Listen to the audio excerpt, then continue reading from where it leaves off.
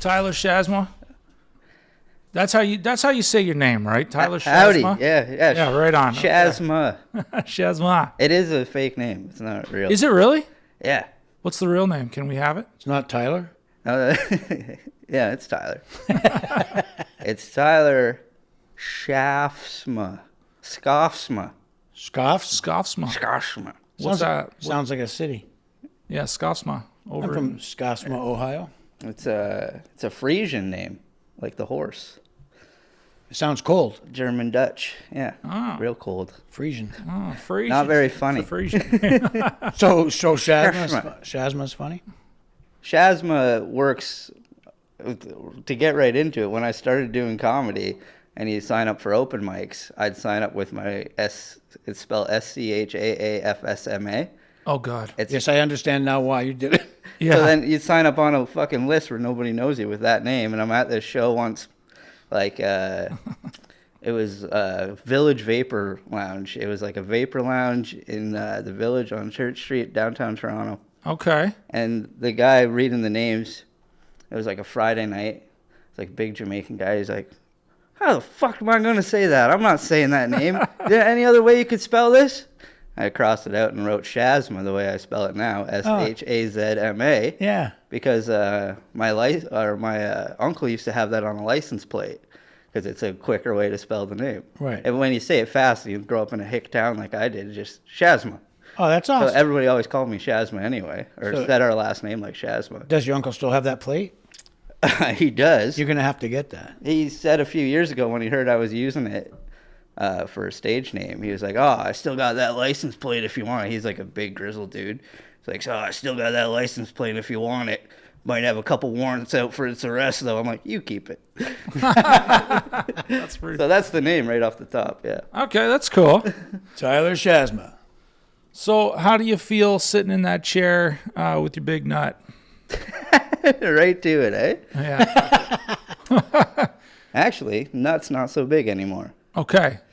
I was listening to your special and I was thinking to myself, how big really was this nut? It was no word of a lie the size of a beer can. Not a tall boy, regular sized beer can. Like Okay, an so that's avocado, like my fist. Yeah. Really? I do have a photo of it the night before my second. A Canadian can or an American can? Like, because the American can's it's softer. Yeah, no, Canadian can. It was hard. Oh, yeah, hard. It was full. Wicked. Yeah. But you drop it in the lake, it bobs up to the surface, you know? Oh, my God. It was huge. I have a picture of it from the night before my second surgery. So, yeah, I had a giant nut. Tell us about it. Get into this nut. Huge nut. What happened? It was medical term. I think it's a expanded hydrocele. So your nuts have like a... Sounds like something you put on a power boat. Yeah. It's like a life preserver, you know. But, yeah, your nuts have like a sack of water around them or whatever. And if you hit that wrong, I know a couple guys who it's happened to. One guy, it happened playing hockey. I think he got hit with a hockey puck and it swelled up. Mine was a little different. I'm a medical fucking anomaly. Like, I've been in and out of the hospital so fucking much. I'm falling apart like a broken down Buick. Really? Oh, yeah. I had a kidney failure when I was 16. And my dad gave me his kidney. I actually got a tattoo right there. Thank Frank. They put it on your arm? Yeah, that's put the kidney on my arm.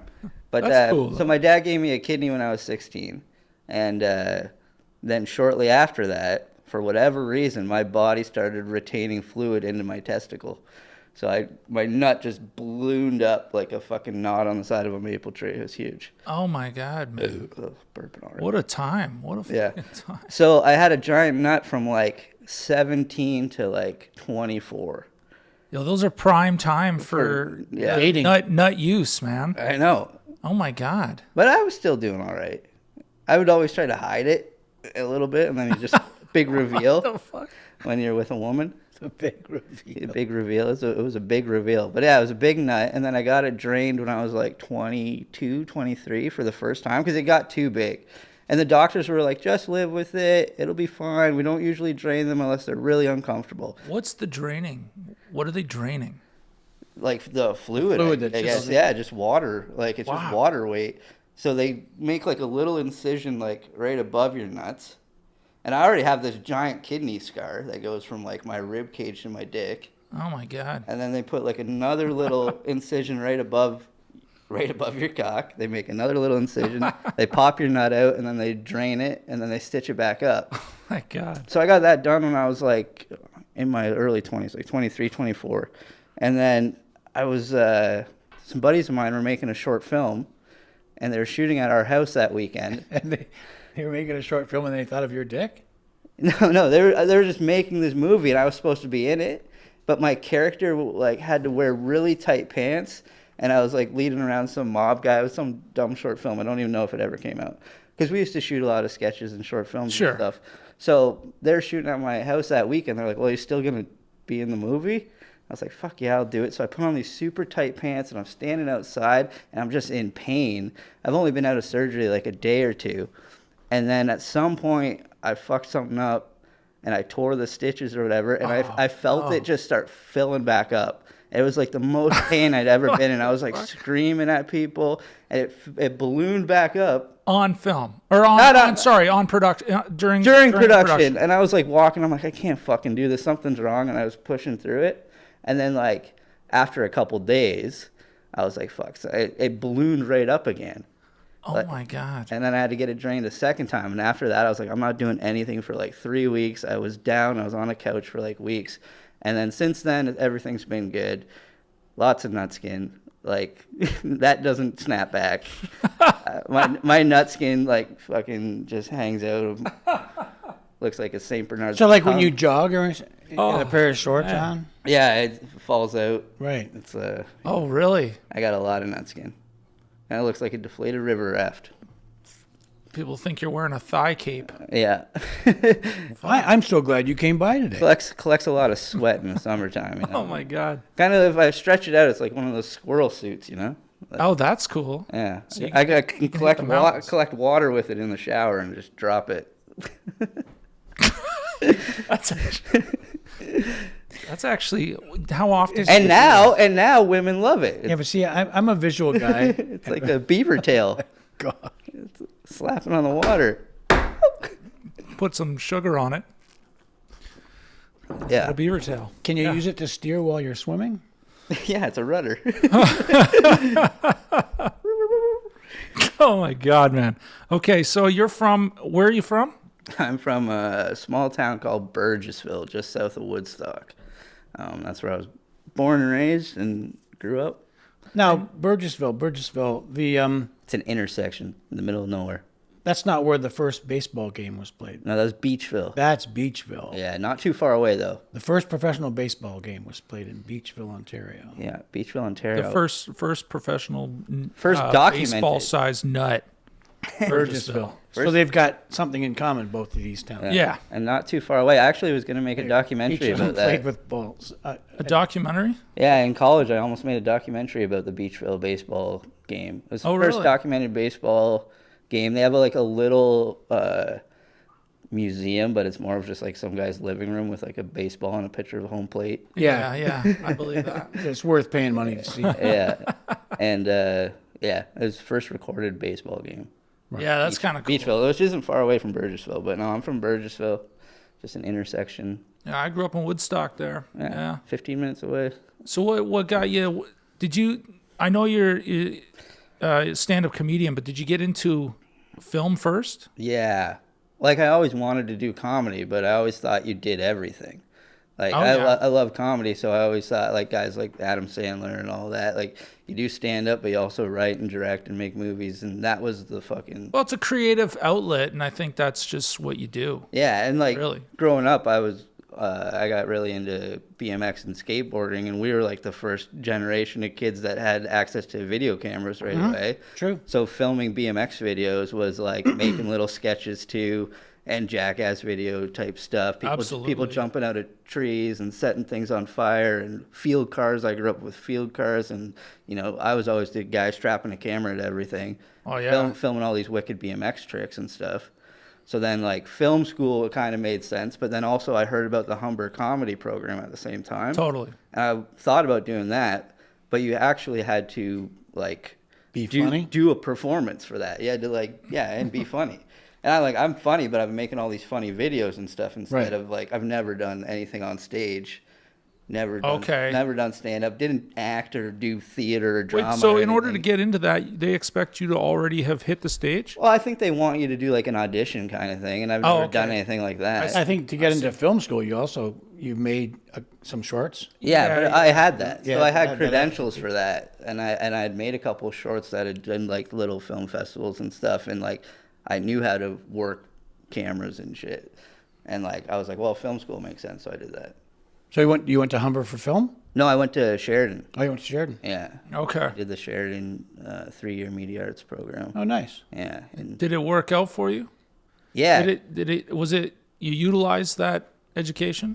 Yeah, I think it was the best route. Instead of going straight into comedy, learning the film side of things first, and like, you know, learning how to write, because I always wanted to write and stuff too. So I did really well in screenwriting classes and stuff until I got kind of in trouble in one for writing like 10 pages of dick jokes, and they don't really like that in film school. But that was kind of where I was going. Nobody knows. Comedy's hard. Comedy's hard in film school too. Nobody wants to make comedy in film school. Everyone wants to do their dumb dramas and horror movies and stuff. Right. So pitching comedies were always hard.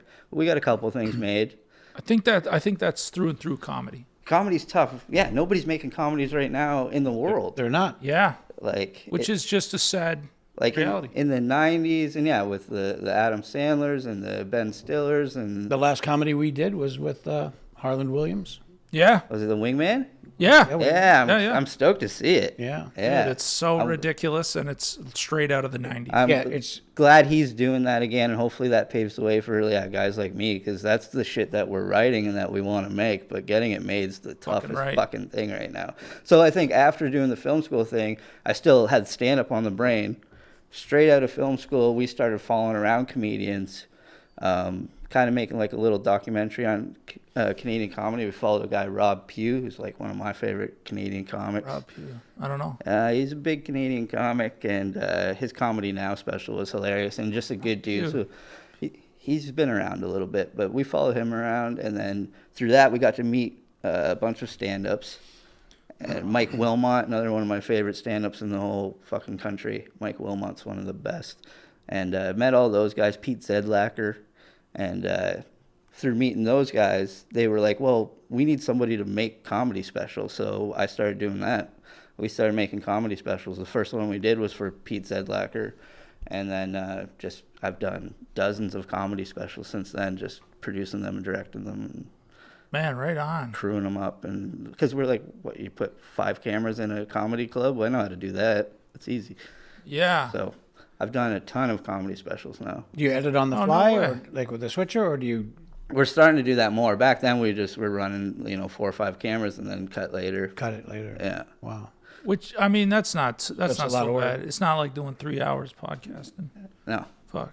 Yeah, hour-long comedy special. But usually what you do is you record at least 2, sometimes 4 or 5 shows, and and then watch them all, pick the best bits, go over it with the comic, with another producer, and figure out what we're doing to cut our hour together. And like I've done everything from small specials at like Comedy Bar with like 2 cameras for a comic like that maybe nobody knows yet, this guy John Mostyn. And then that one we ended up fucking selling, and it's on Apple and Prime and Amazon and all that stuff. That one went far. And then I've done Danforth Music Hall for Brent Butt, No way. and I produced that, and it didn't really go anywhere. He made like 4 Instagram clips out of it because he wasn't happy with his performance, and we only filmed 1 show. So that one ended up going nowhere. It was the biggest budget I had for one. Spent a bunch of money on it, and I've got the jib operator that does the Raptors games. Spent $2,000 on him for the day, and fucking we shot on like Sony FX9s and stuff. And then, and then like beautiful special, and nobody saw it. And then you shoot one in Comedy Bar with like 2 5D Mark IIIs, and that one goes to Amazon. So comedy's all, you only have so many takes, and what if the performance isn't there or something goes wrong? Okay. Now, Yeah. was it Brent's choice not to release this? Yeah. I only produced it up until post-production. I sent it all to his company, and then they didn't go anywhere from whatever they did in post. And then kind of talked to them a little bit about it, not Brent directly, but his people. And they're like, yeah, just, wasn't what we needed. And then he put out an album this year that he recorded in Calgary, I think, and it's doing great. So it's all about... Now, so was it his choice? Yeah, Was, his choice. He put out like 5 or 6 Instagram clips, and they've got these beautiful jib shots in them and stuff, and you can see it. I'm like, oh, I produced that Instagram clip. oh, wow. That's just how comedy goes. Crazy, though. Interesting. Yeah. So, It's interesting. but Yeah. it's fun to produce those things, and like I'm working on a couple right now. I have probably 4 in post right now that I'm cutting, and Damn, you're a busy dude. I try to be. But that's great because I'm like working in comedy as well as being a comic. So that's Like a bit of a Judd Apatow. well, I'd like to be at that level. I would like to get to a place where I'm doing more film type stuff. Yeah. Yeah. Well, but you're working with Kim and Mikey and Dara and Yeah, I'm working with good. that whole crew, the crew over at Frankie's Studios. I know you had Ian in here. yeah, Yeah, man. yeah. Yeah. And I love what they're doing because it's close to where I'm living, but also because like they kind of have that same indie mindset of like, let's just make something work, and we have the space and the resources, and we put together a little crew. Yeah. And we can bring people in, and I love that way of doing things. Because I tried to do the fucking, Yeah, let's I put on a play and use Grandpa's barn. Yeah. Do it. Yeah, really. Shout out to Frankie's Studio. Yeah, they're awesome, and yeah, everything that Kim's doing. Kim and I write together all the time. We got a couple scripts sitting on the shelf right now that we. So you don't mind spending time with him? Yeah. Yeah, What the fuck? He's all right. You have to persevere, push through, huh? Yeah. Yeah, you have to set yourself up for the day. Yeah. And have a couple cups of coffee, and Yeah. I I wear less deodorant just in case he wants to. Well, he's not doing just it. to try to so- get him to go. Yeah. Yeah. You gotta Not keep him stick too long. at arm's length, and Yeah. he's got one good idea out of 50, and then you take that one and you run with it. And Yeah. Yeah. And ask him Yeah. to leave. Yeah. Yeah. But it's only average. Yeah. Yeah. He's a 1 in 50. Shout out to Kim McKenzie. Kim Wyatt Yeah. McKenzie. Number- Actually, really love that guy, and love that we met and connected in the way that we did. Because I met him through stand-up, through doing his show. Smooth comedy stuff. Yeah, Smooth Comedy in Hamilton.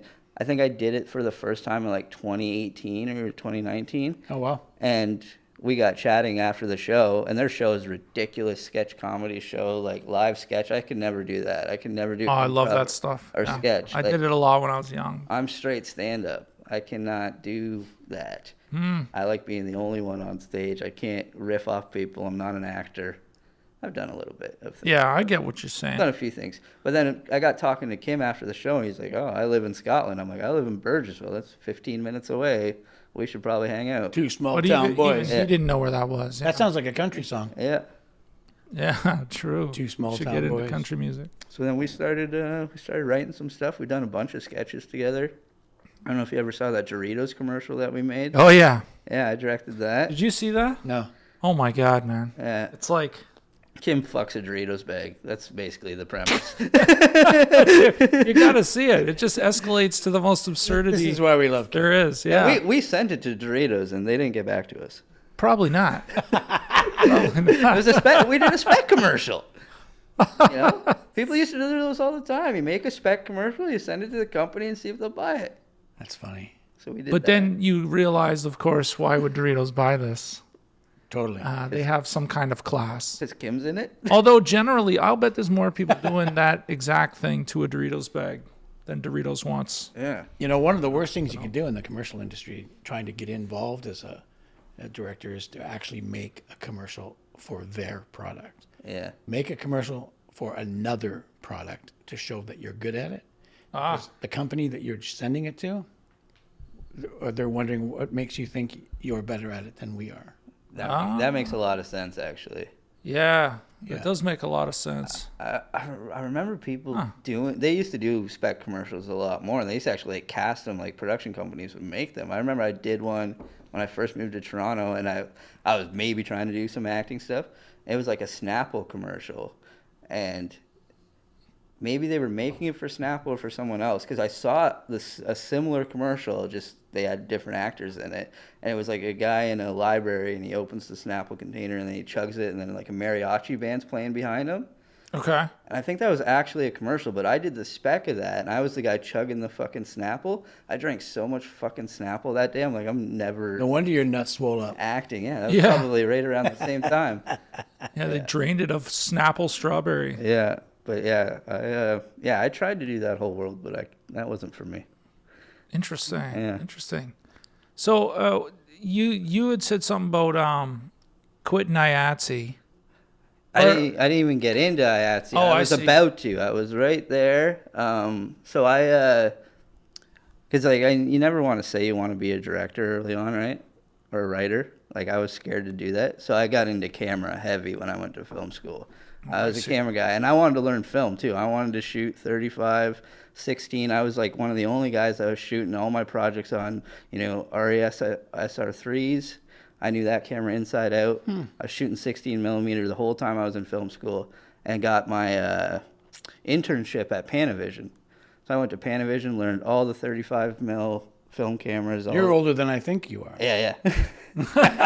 No, this was right. It was the worst time to get a job at Panavision. Because it was all going out. Yeah. I got there, and I was working as a prep tech. I was prepping all these commercials and shows and movies and stuff. I think the big movie I prepped when I was there was when they remade The Thing. That was when I was there. Oh, yeah. Like 2010? Oh, yeah. 2010? That was when I was there.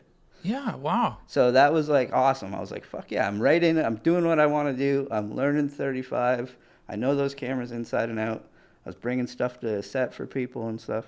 And this camera team liked me, and I worked as a second cam assist and kind of a trainee on a Bruce McDonald movie, Trigger. It was Sarah Polly and a bunch of people. They shot at the Mod Club. It was kind of like in the same world as Hardcore Logo. Okay. I think Dylan, showed up for a minute in it. Okay. So I'm credited as a second cam assist on that movie. And then I was working that movie, and you're doing the 14-hour days and the 12-hour days and stuff. And this was right around the time.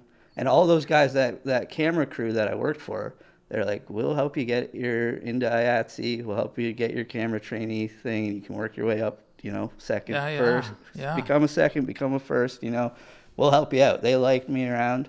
All those guys, and because I had the Panavision credit, they're like, yeah, we'll help you get in. You were a promising young individual. I could get into the union there, no problem, and be working on shows as a trainee. Like, I knew what to do. And then I kind of had that moment. It was right around that time where I'm like, I really fucking want to do stand-up. And I really want to do comedy. And you didn't want to waste all your time, 14-hour days every day. Yeah, and I had friends that were doing it. Like, my girlfriend at the time, she had just gotten into IATSE at the time, or maybe a couple months before. So she was doing it. She's a special effects tech. You guys probably worked with her. But she was doing that. And then a couple other friends of mine were getting into IATSE in different levels and stuff. And I was like, well, this is the route I'm going to go. But then I fucking started doing stand-up, and I'm like, I got so hooked to stand-up right away. I'm like, I need to be doing comedy. Yeah. So I was like, I went that path instead, and then we started writing our own scripts, and we were pitching comedy things. We made our own pilot, tried to pitch that, and selling shit. And so I was like, if I'm going to dive into one world, I can't do both. I kind of was like, I can't do both. So I kind of left the camera stuff behind, and that's when I really dove into comedy and doing those comedy specials for guys, and then still like using that kind of producer mind and that camera mind, because I know camera stuff. And now I'm at the point where I'm like, I don't know camera at all. I have so many good DP friends and like cinematographer friends that I'm like, you guys are way better than me. I know nothing. I don't know that world at all. I know none of the digital stuff. What's changed? Well, you've been out. Yeah, man. Like, I literally ended that day. I was just like, well, I'm not going into the camera world. And I'm kind of glad I did, because I'm doing my thing now. But like, and also the camera world changed so much. That was right around that time where everybody did stop shooting on film and started shooting. Alexa was out and everyone was shooting digital, and Red was around the corner. And so I was like, well, and I'm not a techie guy in that way. I understood physical film and putting the thread in a 35 mil camera. I understood that world, but I don't understand like, you know, when they start talking about bit rates and shit, and I know that a little bit. Oh but, man, like I was not for me. I like putting glass filters in front of a lens and and working with lenses and Yeah, that kind of shit. So like I was just behind the curve a little bit when it came to the film world stuff, but like I'm happy I got all that knowledge, and every now and then I can talk. That was like what Kim likes about it too when we were doing that final report movie. Like I can talk to the cinematographers. I can be like, yeah, we should like shoot on Cook S4s. Those are great lenses. Let's do that. So like I can talk in that world, but I'd much rather just be doing comedy. Yeah, I hear you. Yeah. So what bit you? Like, how did you get bit by this comedy bug? How old were you then? Oh, like always, just as a kid, like I love comedy as a kid, and I like making people laugh, and you know, I just. And this is, I think I come from a family where like everyone in my family is a bunch of jokesters, so nobody ever gets their fucking 2 cents in or their 2 words in. Like, and I'm kind of quieter off stage, but then when I'm on stage, now it's my turn to talk, and I can really just cut it up.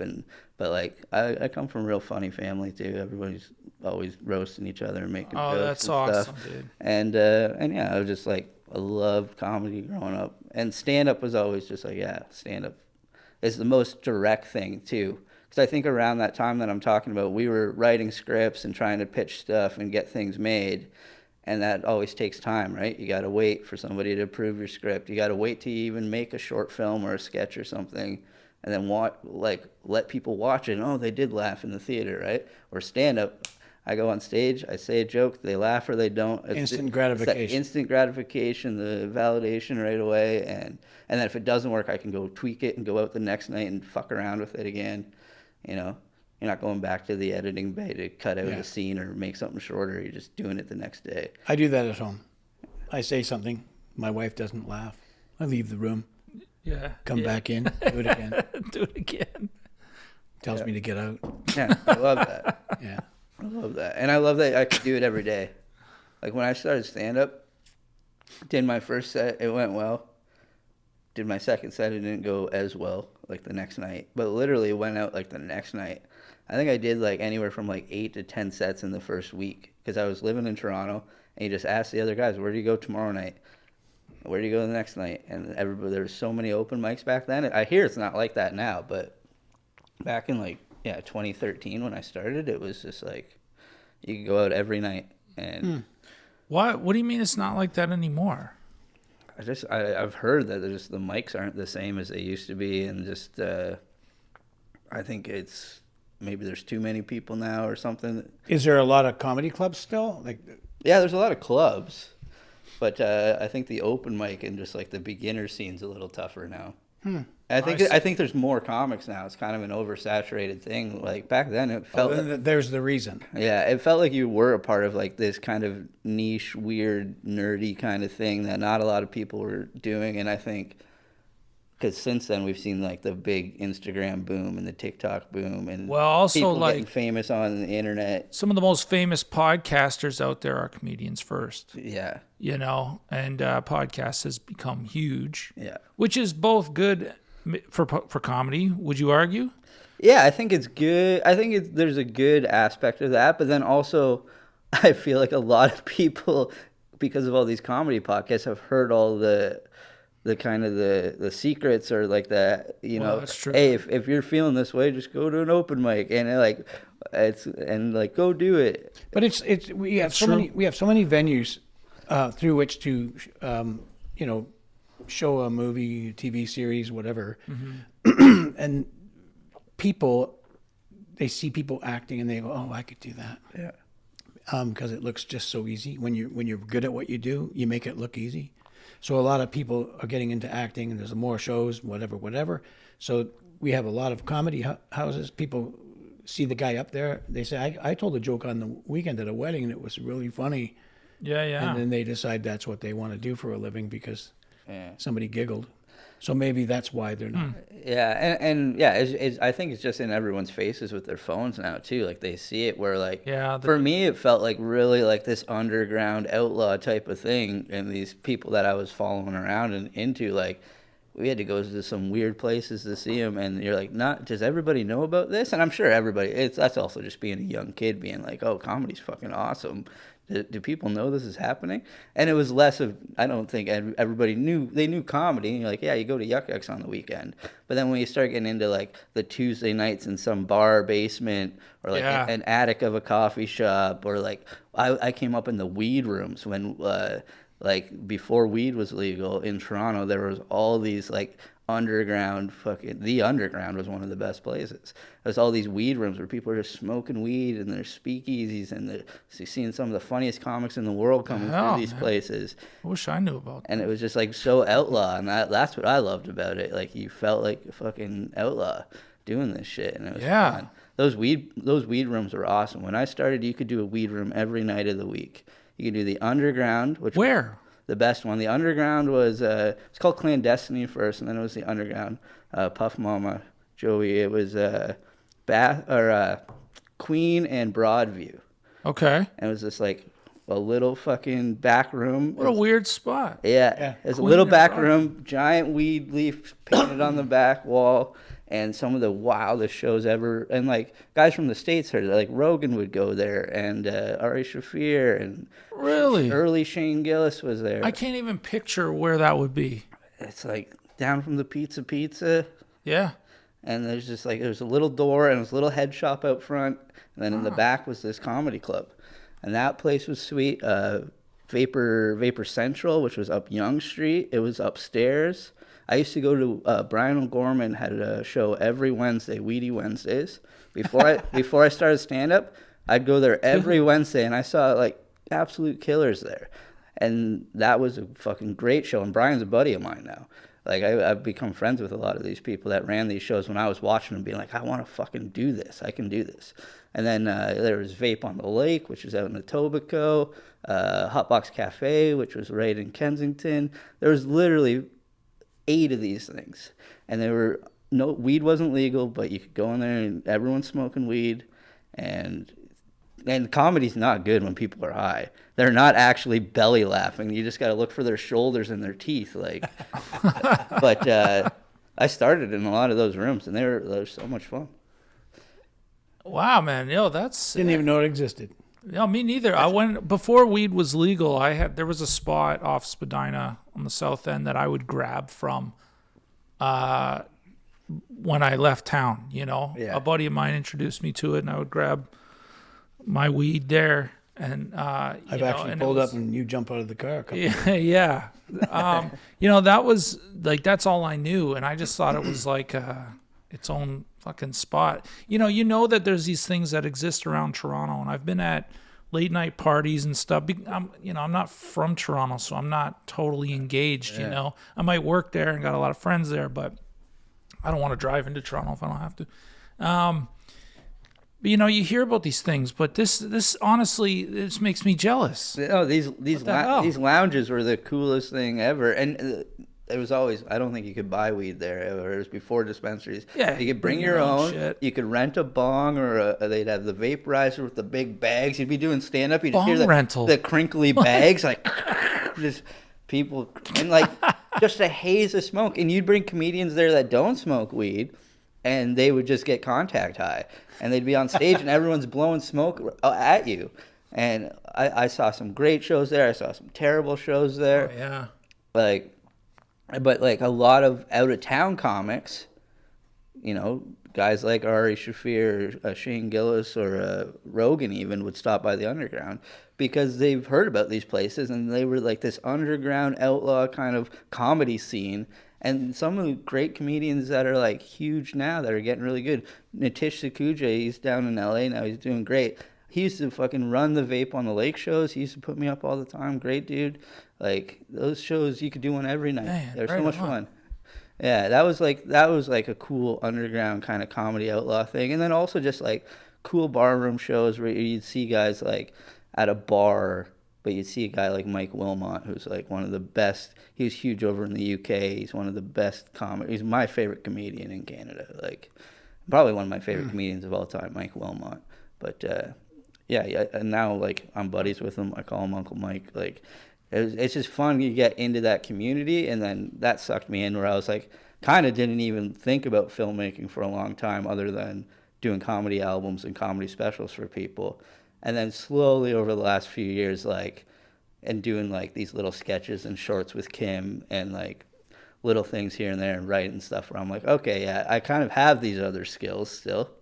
Might as well try to utilize them a bit as I'm getting older and have the comedy chops. It's just another outlet. Yeah. And I love it too. Like, I love being on set, and when it's not like a 15-hour day as like, you know, a fucking film loader or camera trainee. You know, to go out and be a producer or a director, and I'm like, now I'm confident enough to say I do want to direct shit, and have directed shit where I'm like, oh, that I've done a bunch of music videos and sketches and shorts now where I'm like, no, but you can want to direct or want to write and not know how to do it. yeah, exactly. You just got to learn that shit. You know? Yeah, and be around it and just be on set. Like, I say that to people all the time. Like, I learned a lot PAing. I used to PA a lot. I learned so much just PAing fucking Tim Hortons commercials, and I fucking hated it. You're, you know, fire watching a fucking trash can all day. But I learned a lot on those shows. And then when I see somebody who wants to direct who hasn't done that shit, where it's like, no, you can learn a lot just watching a fucking trash can all day if you're watching everybody else on set. You guys know that. So yeah, like, time. I'm grateful that I spent the time doing that now. But back then I was like, I don't want to fucking be PAing on a Tim Hortons commercial. I want to be sitting in a comedy club. That's why you should pay attention to the daily experiences that you're getting. Yeah. There are people today that are going to listen to this that watch trash cans, PAs, but they have to look around, accept that this is their experience today, because in 10 years, it's going to pay off. Yeah, you are learning something, even if you're not consciously knowing that you're learning something. But if you're watching the camera team or you're watching the director and, you know, all the shit on any of those smaller shows or those commercials, like, you're learning shit if you're paying attention. Yeah, big time, man. Yeah. I mean, you learn a lot just if you go to set on something and then you see, and then you just watch something later that night on your TV, immediately you've already learned that that this is a camera. Yeah. And that's an actor. Like, for some reason, there's at people least are oblivious to this. There's 3 to 6 people behind that camera at operating least. it. Absolutely. Yeah. There's somebody pulling focus. But it's interesting when you're watching like a horror movie and they're trying to scare you, but all you can see in your head is Video Village. Oh, yeah. And, you know, that there's some guy behind that camera watching this whole thing go down. And somebody on the crew is going, yeah, he sucks. Yeah. Yeah. We could have did this different. Yeah, like I did get really into camera and really into lighting and gaffing and stuff too. And now, like, I literally, when I watch anything now, it still happens. I didn't watch things for years too because this would happen. You watch something and then I can, like, visually see the lighting setup behind that. You're like, okay, I know they got a fucking huge key light coming in here. Yeah, some of it's a little sourcey. Yeah, a little sourcey over there. That's not a real window. Like, yeah. But, you know, you have those little things in your brain. How's your beer? I could use another. I get asked all the time. Here, I'll do it. I'm going to run. I get asked all the time if, when I watch a movie, you know, can I enjoy the movie? Yeah. But of course. Yeah. But I can set myself aside and be spatially aware of everything that's happening around those people. And enjoy the outcome of. Yeah, I still. And you know what it took to get to that outcome. Absolutely. Yeah. I'm also really fascinated in, like, what you guys do. Like, well, of course you are. No, I really am. Like, that is something that even as, like, a little kid growing up in a small town, like, I fucking love.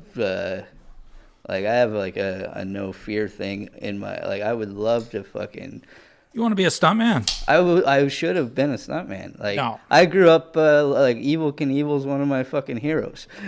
Stunt people aren't funny. That's the type of stuntman I would like to be. Well, then let's just. I grew up riding BMX. Let's call that a daredevil. Yeah, I'd rather be a daredevil. What about Super Dave Osborne? There you go. Yeah, see, Super Dave did it right. Yeah, man. Yeah, I love that. But no, yeah, what you guys do is insane. And like for a minute there, I was like, when I was considering everything, like getting into pyro and special effects. That's what my ex ended up doing, and she still works a lot. Who can we know? Yeah, you guys just did Twisted Metal, right? Did you? Yeah, I did. I did Twisted Metal last summer. Yeah, Nikki Schiaffoni. Nikki Schiaffoni. Special effects on that. Blair knows. Yeah, you know Nikki. Yeah. I know Nikki. She's one of my best friends. We're still good friends. Nikki. Well, not after this. Maybe, yeah. I just outed her. But we're talking film, and yeah. Yeah, she's a terrible effects artist. But she was doing all that stuff right around the time where I was like, no, I'm going to go do comedy. And yeah, that was... That's cool. That's a good time. Because I know both worlds, and I could see myself in your world. But I'm happy that I'm not completely. Yeah, listen, man, you wouldn't want to land on that nut. No, I had a huge nut. That was probably holding me back, and I'm like small and scrawny, so I had to figure out. Yeah. I still ride BMX a little bit. Right on, man. I grew up skateboarding. Yeah. I mean, as obviously you can see, I'm a fan. So. Yeah. So I grew up riding BMX and love skateboarding, BMX, and just daredevil shit. Yeah, man, I get it. And I love crazy stuff. So when you guys are jumping over a fire or something, I'm like, yeah, that's awesome. Yeah, right on. Well, we'll jumped do more. over a lot of fires. I mean, we got to do think more I've ever stunts jumped of the over a stuff you fire. produce. Jumped over a fire? Maybe when I was drunk camping. You've been on fire. I've jumped over a fire on my BMX bicycle. Sweet. I would love to write something that's just so effects heavy. That's all just stuntmen. Have you guys done that? Nope, let's do it. No, go ahead. Make you guys We'll go out to It's very expensive. Frankie's studio. Yeah. That's the thing. What you guys do is so expensive, too. It is. It really is. I mean, obviously, between the three of us, we can minimalize costs depending on production, but it is. It really is like the most expensive thing. Yeah. And if you've seen it on a television show or in a movie, we've done it. Yeah. A lot of productions do call asking for something and say, we got $1,000. Okay. Well, Here, I call don't it- think call you know this what guy. you Or know. even if you're doing something that's $100,000, but they're like, we got to do 7 takes of that. Exactly. Yeah. Now it's $700,000. Exactly. It is a lot. It is a lot. Yeah. Yeah, I get it. Yeah. But Well, that's why writing dick jokes in my basement and going to a comedy club just makes more sense. it's cheap and easy. Yeah. Actually, you know what? Speaking of that, I think that most young people trying to get into comedy would want to know, just what door you open first. Do you have to live close? What are some of these things that you've run into? Let's teach some viewers some things. Okay, the first door is just doing it, like just getting on stage no matter where it is. Right, but that's the door to the venue. Yeah. How do you get to that door of the venue? Yeah. Yeah. What call do you got to make? What do you got to do? A lot of times it's an open mic, which is usually just a show up, go up, or sign up. Yucks on Richmond. Yucky. Well, even for me, it was a coffee shop in fucking Kensington Market in the attic. Oh yeah. That was my first set, and it was just you show up and you sign up, and they would do a show from 8 p.m. to 2 in the morning. And how long do you have, roughly, usually? 5 minutes usually. Have 5 minutes ready. Yeah, start with 5. Some of the places down in the States are like 3 or 2, but around here it's usually that's not a lot of... usually 5 minutes, and have that written out or at least a rough idea, hopefully, and then just getting on stage, signing up somewhere. Yeah, like the Yuck Yucks amateur night. I don't even know how they book that now, but all the clubs have amateur nights, or you find an open mic. I did it years ago. Did you really? Yeah. I think you did tell me that. Yeah, done a little bit of comedy here and there. You did tell me that when we were over at Frankie's, I think. I did a little Second City work. Yeah. How was and it? all around. How'd you do? You just signed up, right? Yeah, I signed up. Actually, it was great. It was a great night. I think it was really bad. Like, I look back and I'm like, wow, my jokes were Why didn't you stupid. stick with it? How many times did you do it? I didn't stick with it. I wish I did. I don't know why I didn't. Yeah, but then you wouldn't be doing what you're doing now, because you would have got sucked in the way I did and been like, I'm quitting this stuntman shit. yeah. Well, but I mean, I question that all the time. The stuntman shit, I mean, I grew up in it. I had the best leadership, and I was able to accomplish a nice career doing it. Yeah. But yeah, I mean, really, I grew up watching comedy with my dad all the time. We watched, what do you call it? Just for laughs, like every friggin' night. It was Seinfeld. That's all we watched. Yeah. We didn't watch action flicks and stuff like that. It's kind of funny. That is cool. Yeah. Totally. That was what we were totally into. So Yeah. Yeah, you just sign up, you do it, and then I tell people, and I think you kind of know by that first one, if not by the second one, if you're going to stick with it, though. Like, the bug bites you pretty quick. I think you have to do two of anything. Yeah. The first time you jump in out of an airplane, and I'll never jump out of an airplane, I'm just using that as the metaphor. yeah. You have no idea what you're into. Right. You don't know what you don't know. But to do it a second time, you now know what's up. Yeah. So you're either never going to jump out of an airplane again or have the balls to do it. Yeah. And for stand-up, a lot of people, and I think it was true for myself as well, the first one usually goes well. And then the second one's fucking horrible. The second one, you bomb, you eat shit, and then it's figuring out whether that third one's going to happen or not. And I knew right away I wanted the third one to happen. I went out the next night, and then you start working on it, and then you start twisting it, and you start playing with the Rubik's Cube of it. And the audience starts to become a tool to some degree. Yeah, you start testing, and I want to see if things work in this club or this country or this town or this city, and you just want to tweak it and just getting work. It becomes like something you're thinking about all day. Like, you become obsessed with it. Yeah, now, if you use the same set, the sensibilities of different areas, that makes sense. I did the same set for at least probably the first 9 to 10 months that I was doing comedy, and I still do. That set is on my album, the Big Nut Stuff. That was my first set. Where? Oh, really? That was my first set of jokes. Do that? I did it at this little bar. Fuck, what was the name of that place? It was called Sonic's Cafe in Kensington Market, but it was in the attic of this place. It was super hot attic. It was run by an insane person. They would do shows they would start at 8 p.m. and run till 2, 3 in the morning. But every comedian in Toronto at that time would come through that place, whether they were doing Yuck Yucks that night or other clubs. At some point, the list would be 50 to 60 people long. And wow. Yeah, and you just sign up. And sometimes you go sign up, be like, oh, I'm 23rd. I'll go do another spot at the Fox and Fiddle down the street or something, then come back. Because there were so many spots happening back then. So that was my first spot. And yeah, for anybody that wants to do it, you just fucking do it. Prepare, obviously, write some jokes and prepare. But then just the biggest hurdle is signing up and getting on stage somewhere, whether it's a fucking coffee shop or a Yuck Yucks or wherever. Now, speaking of the Humber thing, at Yuck Yucks on Richmond, they would always do their open mic after the Humber college comedy. Right? But I found that the Humber, when you did the open mic, it was so real, man. You'd go up, and if you were funny, you were obviously very funny. Yeah. And though I did it, I've went there just to watch the comedy many times. And what I noticed that the people doing open mics, it's a very honest audience. Yeah. But when the Humber people will go up, because there's so many Humber people there already, they just laugh. They just laugh because it's their buddy going supporting. up. Yeah. They're just supporting. And it seems like a bit of a false thing. Do you notice that at all? If you go to a spot where, you were just talking in Kensington, where there's 50 comics coming through, let's say, then you're only playing to comics. A lot of time you're only playing to comics at those mics. And maybe a few fucking people that wandered in there not knowing what they're getting. That's kind of what you want, though. That's right? what you want. Yeah. And if you can get those people on your side, then you're in.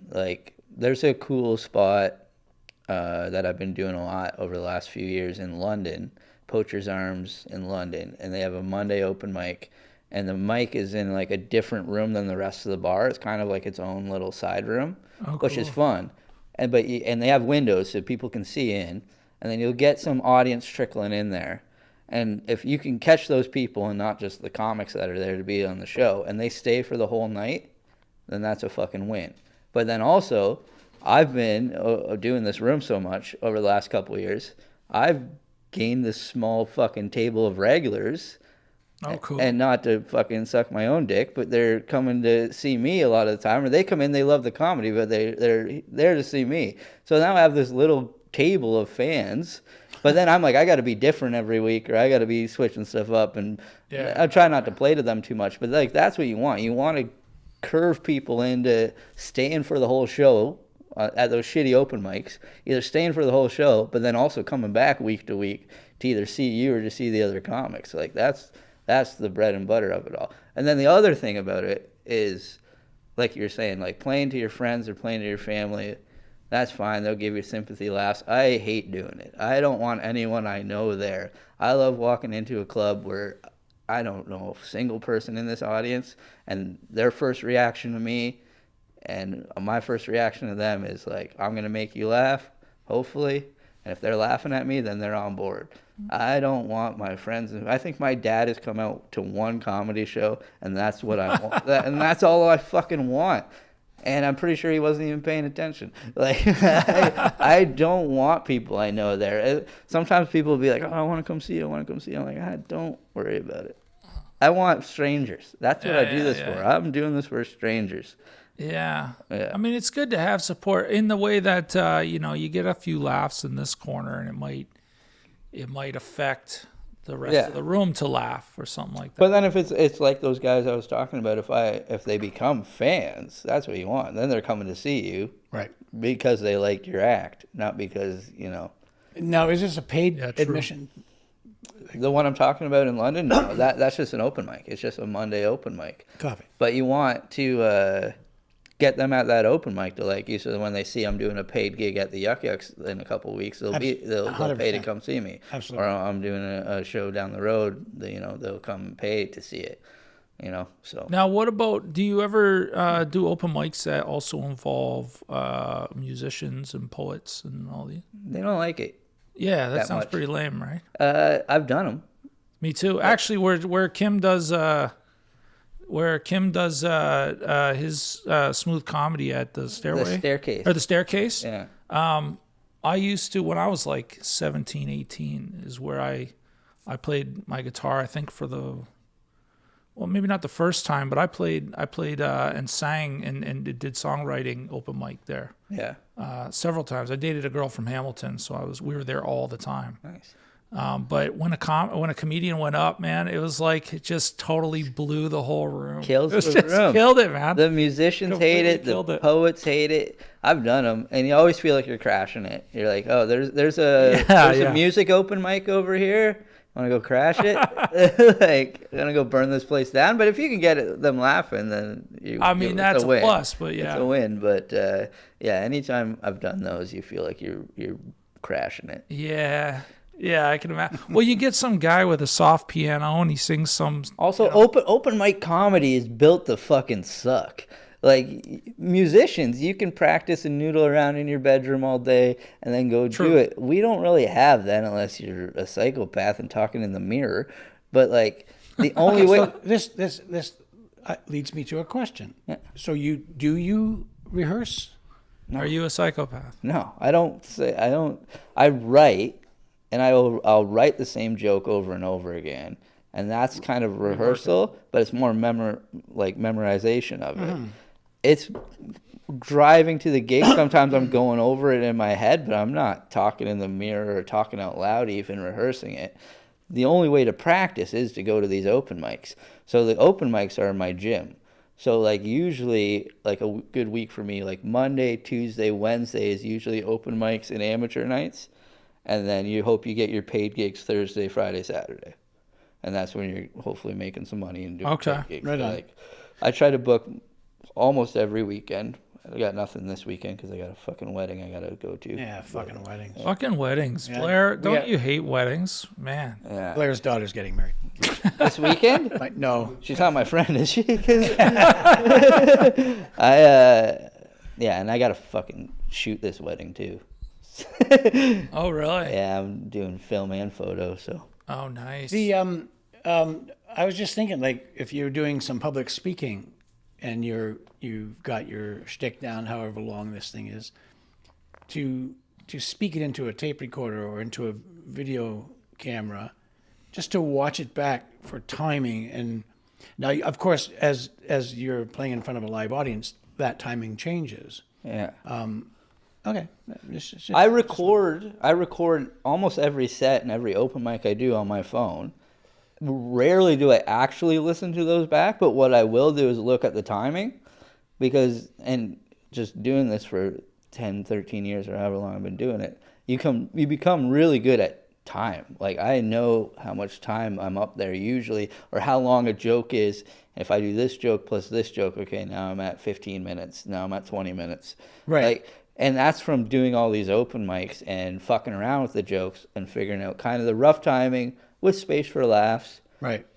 I love my favorite thing is my Space for laughs. Space for laughs. That's the new Toronto version of Just for Laughs. No, Space for laughs. stupid. It's the comedy club down But- at That was NASA. a bad joke. My favorite thing, Yeah. Space Space for Start laughs. sending Dave Chappelle to space. Let's do that. My favorite thing though is a comedy club, and there's only one around here, and it's my favorite comedy club, Levity Comedy Club and Lounge in Hamilton, Ontario. If you've never been there, Levity. go there on a weekend, check out their shows. They put on the best shows in the country, best run comedy club, coolest atmosphere. This is my big Levity Comedy Club plug. That's where I recorded my album. Okay. Favorite club in the world, and Levity. what Patrick Coppolino did there a couple years ago. He got a fucking clock, a digital clock at the back of the room that counts down your time for you, just like that. One of those. I didn't even see that over Took there. us a minute to learn. But to I do knew so. that we were probably at 58 minutes. But the fact that he has that, and like I did 20 minutes there the other night, and you go up and I'm like, I know I'm here for 20 minutes. And I look up at the clock and I'm like, oh, okay, I'm at 14. I got to do this joke, or I'll do this joke. Oh, I didn't get a big enough laugh on that. I guess I'm only at 17. What can we do to get to the ending here? I got 3 minutes. Let's go. Like, having that is great. But not a lot of clubs do that. Not a lot of clubs. Okay, so when you go up and you've got 20 minutes, and if you find that something didn't work, do you have jokes in your back pocket that you have brought to the game where you can just jump in on something else? Yeah, I do. I usually have like what I want. I write down a set list of what I want to do. Sometimes that gets scrapped in the first 2 minutes and I'm going in a different direction, or the crowd's not feeling what I want. Yeah. And I try not to cater to the crowd too much, but you can feel like, oh, they're not going to like this. I'll work on this. Especially like if it's a workout thing where I'm just working shit out. But if I'm like, no, I've got to make this work, then it's a different story. But I always have shit to fall back on. And like, I've been doing it long enough that I have enough material, which is nice. But what I'm working on now, because I recorded that album, I'm trying not to do shit off that album. Okay, let's talk about the album. What's it called? The album is called Progressive Hillbilly. It's available right now on all streaming platforms, your Apple Music, your Spotify, your... What's the other ones people use? Tidal? iHeart, Apple. It's on everything. It's on everything. SiriusXM should be playing some tracks too. Do you have anything on YouTube? YouTube, I got some clips out on YouTube. Of the Progressive Hillbilly? Yeah, there's some clips of that, and there's some clips on my Instagram. I'm going to be releasing the entire album and special on YouTube. Like, I have a whole multi-camera video cut of it. Yeah. I'm going to wait. I think I'm going to wait till like December to put that out. Copy that. I let people like soak the album up first and then put the video out in like 6 months or whatever. Right on. So waiting for that. But yeah, Progressive Hillbilly, recorded at Levity Comedy Club and Lounge, and it's out there now for everybody to check out. Beautiful. And I'm proud of it. It is like, Talk about your nuts and your dad and your... it's really like my first 10 years of comedy condensed to like the best stuff. So it's my favorite jokes, and just like I really worked hard on making it kind of like a through piece.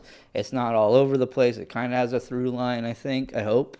Yeah, I think it does. And it's kind of a personal album. It's a lot of shit about myself, and It certainly is. And yeah, I got to know you very well. Yeah, I think if you listen to it, you'll get to know me. And the album artwork is I'm quite disturbed personally. By the album artwork? No. Just by getting to know you. The album artwork was actually done by a Cambridge native right here in town. My buddy Jacob Scrub, or whatever his real last name is. Oh, my God. You know Cerebral Scrub? Yeah. Oh, my God, Jake, are you for real? He did the artwork. He's one of my favorite artists. This is my God, I love this guy. This is why these buttholes reminded me of Jacob. Ah, dude. Because I did Jake for Kirk. Yeah, Jake for Kirk. Jacob Scrub. He did my album artwork. Good friend of mine. Known that guy. No way. I love Jake. Yeah. I don't see him much. You should put him on the show. Get him on the show. He lives down the street. He's mental. He's a good dude. He's sober now. He's a good dude. Oh, good. He's doing well. Probably should be. Yeah, back at Cerebral Scrub, man. Mike, you remember Mike Clance? Yeah, of course. Yeah, Mike, he was in Cerebral Scrub. Mike was a very good buddy of mine. Did you ever see their music video? Mike wasn't in the band then, but did you see the music video for Education System? No. With the talking butthole? No. That's what that reminded me of. The shithole poster over here. Man. Jacob made a talking butthole. Well, it was a butthole prosthetic, and then he could talk like this, the little talk with your hand thing. Yeah, of course. And then we painted his hand to look like a butthole. And then we got a bike pump. There's some special effects for you. We got a bike pump with some coffee grains and some juice and shit. And we sprayed. I should just show you the video. I directed that music video, though, is what I'm getting at. Oh, yeah. Wow, dude. I directed the music video for Cerebral Scrub. I went to school with Jake. Yeah. And I skateboarded with him and shit. So did you go to school with Southwood? No, at Glenview. Okay.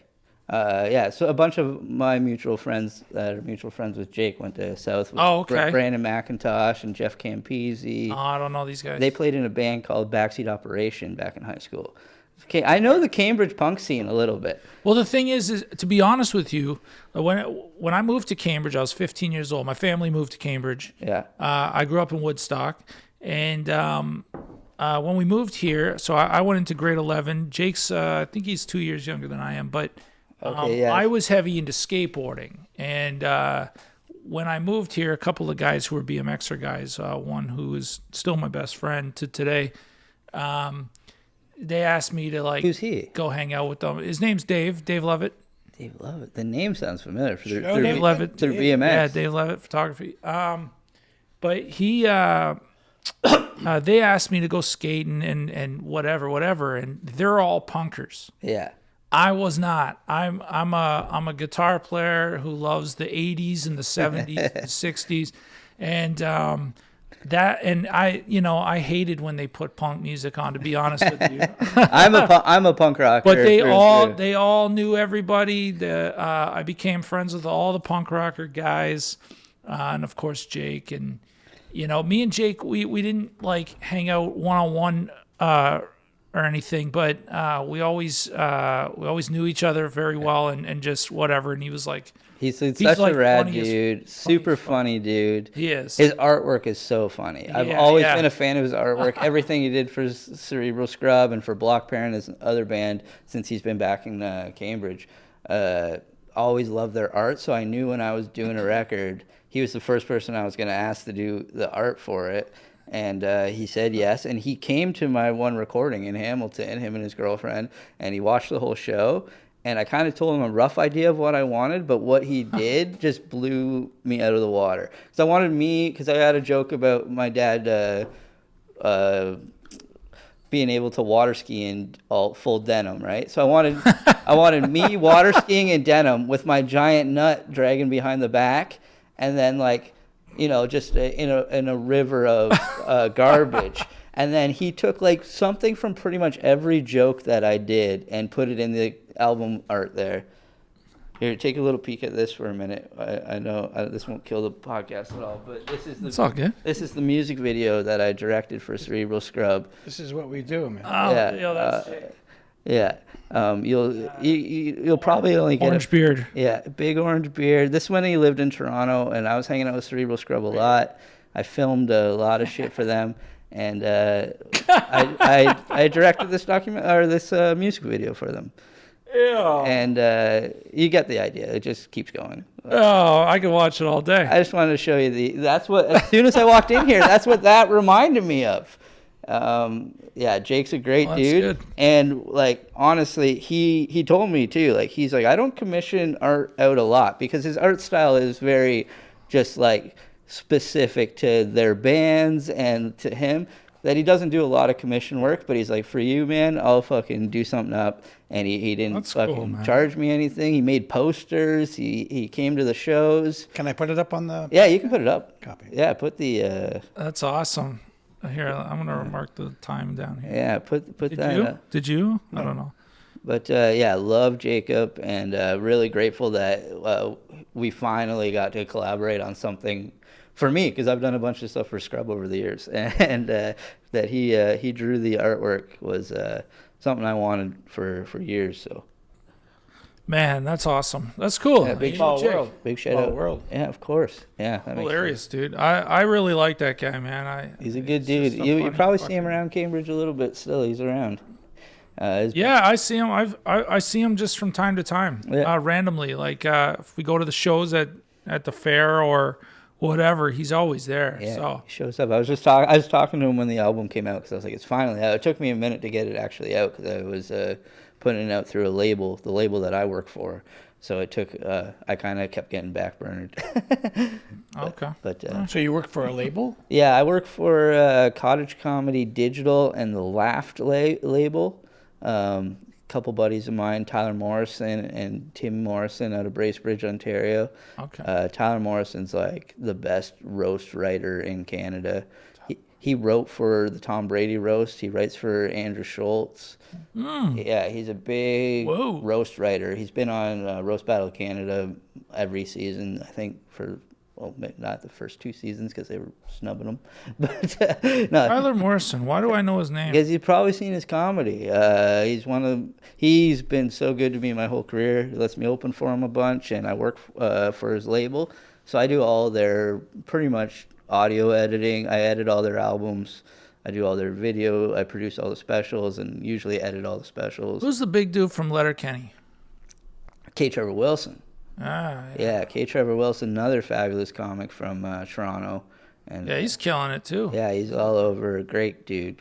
That was another dude. When I was doing those weed rooms, you'd see him at like Vapor Central or something, or all those rooms around Toronto. And great dude too. I've met him a few times. He's a good dude. Yeah, he's cool. Yeah, He's funny. yeah. So speaking of writing, do you have a particular way you write? Do you have a process? Stand up. Yep. Writing stand up. I don't really have a process other than an idea will hit me, or I'll be driving, or I'll be doing something. I'll be like, "That's fucking funny." Yeah. I think that's really funny. I'll probably write down a few words in my phone, and hopefully that will jog my memory later. Or if it's really good, I will pull over, or I'll sit down and pull out my notebook and start writing it. Right. As if I was on stage saying it. Like songwriting or screenwriting? I try to think that I'm on stage saying it and how I would say it. Yeah. And get that basis out, like set up punchline. Or sometimes you'll figure out the punchline first. You'll be like, oh, that's really funny, but how do I get there? Right. And I write pretty meticulously, like over and over. I'll write a joke a dozen times, and then eventually I'll be like, I'm going to say that, I'm going to take that to stage. But sometimes a joke will hit me, and I'll be like, that happened today, it's funny, but I don't really know why it's good yet. And then I'll be doing one of these open mics, and I'll just say it and try to figure it out. Right. And lately, the last couple years even, I've been doing more of that. More writing on stage, as they would say, like where you have an idea, you go to these open mics, because I'm more comfortable being up there. Right. I can fuck around and be like, hey. But it's also in that moment. Yeah, I thought about this afternoon. this is funny. And then sometimes what I love is when you're doing it on stage and then you think of like another level or another element to it. You pull something out, you're like, oh, now this is cooking. And the crowd's into it. And that's why I'm glad I'm recording, because then I can listen to that back and be like, oh, that was good. I'll use that. Or the timing was like good there. The timing's off here. So that kind of stuff. Like stand-up writing is so different in terms of screenwriting, because I do a lot of that too. Right. But stand-up writing, it is like, here's an idea. I'm going to take it to stage. I'm going to fuck around with it. And sometimes I'll fuck around with a bit and I'll be writing it. I'll write it over and over. I'll do it on stage a bunch and it's just not clicking, but it's like right there. Yeah. And then eventually you put that away. And then maybe some time goes by, 6 months, 3 months, a year. And then something happens, or you're just on stage one night and you just fall back into it and then it fucking works. Mm-hmm. Like I've had that happen before too. Like, especially when I was getting ready to do the album, because I was trying to like kind of unearth these jokes that I hadn't done in a while. So I started doing them again, and I'm like, oh, there's something new here. Now it's working, or now I have like different life experience or different like stage 100%. experience, that now this thing that was I knew was funny fucking 2 years ago, now it's working now, but it didn't work for like 6 months, so I put it to rest, and then like it just comes up. So nothing's ever done. That's why I'm like, the album's done, but there's still a couple jokes on there that like I'm doing some new jokes now, especially like I do a lot of jokes about my dad on the album, because my dad's the best person ever. He gave me a kidney. I fucking love that dude, but I love making fun of him because he's a small town dude. For sure, for sure. But it's all out of love, and he knows that. Of course. And there'll be funny things that he does. So now I got like this new chunk of shit about my dad that I've been doing, and then I have all this old stuff that's already recorded on the album, but some of it falls into the new stuff. So like I kind of come in and out of that, and of course like. Just to reference my own fucking jokes, but the porn in the kitchen joke. Mm-hmm. I have like 3 more tags on that joke that I wrote after the album was recorded that make it way funnier now, but like whatever, it's out there now. But I still do it because that's like it fits into the other shit, and then I got new shit on it. So yeah, like nothing's ever done for the live audience. But for people who are going to hear your album, who now then go see you live, are going to get those new tags. They will get the new tags and they'll get the new stuff. But and it'll never be, that's the other beauty thing about stand-up comedy. It'll never be the same twice, no matter how many fucking times you do it or how scripted it is. There's so many variables to make stand-up great. The room, the audience, the people, and your timing's never going to be the same twice. You can be the best fucking actor and recite it over and over and over. It's never going to be the same twice. So what's recorded on that album was those 3 nights in Hamilton that I recorded, and that's what we got on the album. And I cut between the two, not a lot. Most of it's Saturday night. A couple things were cut out from Friday, or like a line here and there, edited around. But now if you come see me, I'm not doing a lot of that, but if you hear something off that, it will be different. So it's always changing. That's good. Yeah, it should. It should always change. Love it. Are you already working on the next album? Yeah, in theory, I guess. Yeah. Like it took me 10 years to do that one. So now I'm like trying to build a new act that'll hopefully become a new headline set that will hopefully become a new album. But if that one took me 10 years to do, hopefully the next one doesn't take that long. And what's the duration, the time? 40 minutes. 40 minutes. And is that a headliner? Yeah. Now they say 40 minutes is an hour. That's a headliner set. 40 minutes is an hour now. Okay. Like with all the commercials, the Dorito commercials. Yeah, true. All the cuts to Kim fucking Dorito bags. Yeah. But a headline set is usually anywhere from 40 to an hour. Okay. And I think originally that was like 45, 47. But shave some time down. So now, from 40 minutes to an hour, that's a headliner at a club. Yep. Where you have guys and ladies coming up prior, right? Yeah. So then, like if Joe Rogan did a special, or just anybody, they're like a couple hours, right? Or 90 minutes or something. Usually they're an hour. An hour is a tight one. Yeah, they usually are an hour. Oh, is that right? They're usually 40 to an hour. Right now, like things, anywhere from 40 minutes to an hour. I don't see a lot over an hour. Yeah. Some people maybe are doing like an hour 10, an hour 20. Now, could you argue that somebody's doing an hour and a half and cutting it down Yeah. to make sure that it's purely funny for Netflix? Oh, for sure. Something like that. A lot of the edited specials you're seeing now are probably, they might record an hour 10 or an hour 20 and cut it to an hour.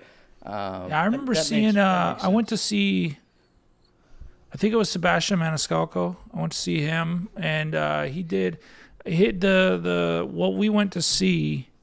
The special came out on Netflix of that tour. Yeah. But he certainly did probably another half hour, if not more, longer. When you saw him, yeah. When I saw him. Yeah. And I thought, oh, okay, they edit this down to make sure that all the funniest points in an hour. You guys just went and saw Joe Coy. How long was that show? Yeah. Yeah, an hour. It was over an hour. Yeah. It'd be just over an hour. Wasn't okay. Yeah. Yeah. Yeah, just over an hour, and then you cut it down to an hour or whatever. Like a lot of albums, because I produce a lot of albums. A lot of them are we're tapping out at 40 minutes now. I think 40 to 45 a lot of the time, because I think people's attention spans are down too. Put an hour long comedy album on is tough now. But 40 minutes is easy to build too, because it's 2:20s. Like a lot of feature spots when you're just doing the middle spot at a club. Yeah. Usually how a club, they like to be a 90-minute show. So usually it'll be like the host will do 10, 15 off the top. There might be a guest spot that'll do 5 to 10, and then the feature will do 20, and then the headliner will do 40 to an hour. Okay. So like you're trained at least how the Canadian clubs work. You're trained to be like, all right, if I'm featuring, which I feature more than I headline. I headlined a bunch leading up to doing this. I did a bunch of headline dates to do the album. But a lot of times I'm featuring, and it's a 20-minute set. But if I come up with 2 separate 20-minute sets, now I got my 40, which is my headline set. And then, you add some crowd work, or you add a couple other jokes that you're working on. Now I'm at 45 or 50, and then I'm filling out. But a club doesn't like to keep you longer than 90 minutes. They don't like to keep an audience longer than 90 minutes, especially if they're doing 2 shows in a night. Sure. But now the attention span of a live audience is different than the attention span of a couch audience. For sure. And because I do think that it's not necessarily an attention span thing. I think that there's just so much content out there that people don't want to miss it. Yeah. Because I know that I'll sit there and watch fucking Bill Burr bitching about something in like a million different videos, just not necessarily one full hour. Yeah. But I'll do like. But you'll do an hour. Yeah, I'll do a whole whack of like his videos, 5 minutes here, 2 minutes there. I think Andrew Schultz broke that down in like a TED Talk that he did or something. A few years ago, where he was like, a comedy audience now on YouTube or on Instagram, they won't watch an entire hour-long clip, but they'll watch fucking 6 10-minute clips. Exactly. Or they'll watch 12 5-minute clips. That's exactly right. So if you clip it out, and then the next clip rolls right after, you just roll into the next clip, and then they're still spending the same amount of time. Exactly. But they're not watching the whole thing. But yeah, our attention spans suck. I was watching a Netflix special last night. I'm like, why am I even at home watching comedy when I'm like, it's the one night I should be out. I'm not out doing comedy. Why am I at home watching comedy? But literally watching a Netflix special, and Jordan Jensen's new special, which was great. She was really funny. And I was watching that. But then at one point, like midway through the special, I'm like, yeah, I've seen like 20, 30 minutes. That's all. I watch stand-up every fucking night. And then I'm on my phone. But then I'm watching stand-up clips on my phone while I got a Netflix special in the fucking background. I'm like, what the fuck am I doing? I put the phone down. I'm like, actually watch her special, because you want to see her special. Watch it. I know. Like the new medium is being awesome for 1 minute. Yeah, but I'm literally watching stand-up clips while I have stand-up on my TV, on my phone. I'm like, put the phone away, actually watch this, because it is a special that somebody worked hard to make. So I'm trying to do that more if I am watching comedy. I try not to watch too much comedy, but I totally get it, man. But it's like, it's everywhere now. It is everywhere. Side note, my lady, Mandy, a girl she works with, like her boss or team leader or whatever they call it, her cousin is Andrew Schultz. Oh, sure. Really? Yeah, legit. And Nice. and she Schultz. took us to an Andrew Schultz show. We sat like Which one? nice up front, ACC, just maybe a year ago. That's I probably guess. why you know Tyler Morrison. He opened for him. Oh, okay. Yeah. Which one is he? He's a bigger guy, red hair. He's from Bracebridge. Shit, I can't think. But I do got to say, all of his openers were premium Yeah. comics. I'm pretty So sure Tyler good. opened that one. But we went to. I met him very briefly, but we went to. He had a party in the Raptors locker room. Of course he did. Yeah. Yeah, Yeah. and we went and partied in the Raptors locker room. I bet you Tyler was there. Yeah. Bad as fuck. Yeah. Yeah, all of his comics were there and all Yeah. that stuff. It was, Yeah, that's it how was you fucking know that great. name. Yeah. No, I love Schultz. I think he's a good dude. He's doing good things. He's always been super nice to everybody that he works with.